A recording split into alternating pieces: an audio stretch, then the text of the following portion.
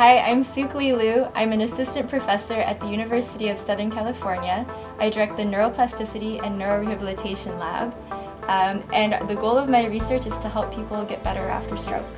reInvent is a low-cost, portable brain-computer interface that we developed for people who have severe stroke. So the way reInvent works is it takes brain signals and muscle signals that indicate an attempt to move, and it provides feedback in virtual reality of the person actually moving. My husband started working in virtual reality, and it seemed like a really exciting and engaging new technology. And at the same time, there were a lot of companies coming out with low-cost ways to do brain imaging. And it seemed like it was time that we could make a low-cost brain-computer interface that might actually be engaging and actually invoke biological systems. We really tried to go for a low-cost system. And for most brain-computer interfaces, the biggest cost is in the brain reading equipment. A whole system usually costs anywhere from $10,000 to $30,000. And this makes it really prohibitive for people to be able to access it, so they have to come to a center to use it. We built it ourselves. A lot of the components are 3D printed. The cap itself is actually a swim cap from Amazon for under $10, and we poked holes in it in our lab that corresponded to the places people usually put electrodes.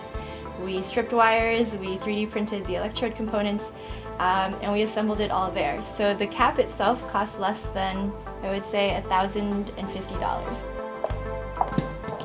Well, portability is important because for a lot of people who have had a stroke, it's hard for them to get around in the community, and so making it portable means that it's accessible to them. After the initial assessment, we would wheel reInvent to a room with the patient. We first go over the procedures with them so they know what's going to happen. Just take out the laptop, which runs all of our software and runs the virtual reality software. We also would just put on an EEG cap, and then we put on the electrodes onto their muscles, and we put an IMU on their wrist, so this tracks their movements. And then finally we put the virtual reality headset on them. There you go, and I'm just going to pull this over. Okay. We take signals from your brain, and we take signals from your muscles, and when those signals indicate that you're trying to move, then in virtual reality your arm moves, even if your arm doesn't really move in the real world. I want you to try to move your hand towards the target position, okay? But we're going to have you do it just using your brain activity. So the way it works is that after a stroke, you generate a motor command to move your arm, and that command gets blocked. So people can think about moving, and we can take those signals that indicate they're thinking about moving and give them feedback in virtual reality that they're actually moving. And the feedback in virtual reality serves to reinforce those good brain signals that they had. So essentially you can think of it as brain training. So normally we train the brain by actually moving the hand, and that's a whole system, and that's what therapy does most of the time.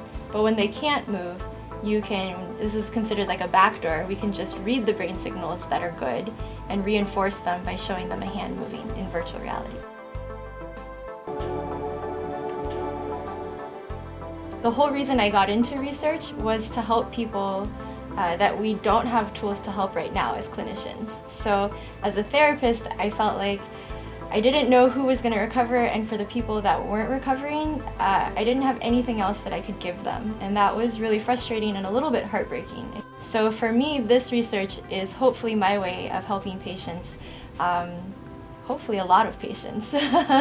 I love it because I think it's exciting. It's a blend of technology, it has clinical relevance, it could really help people, we think, in a way that they would enjoy too.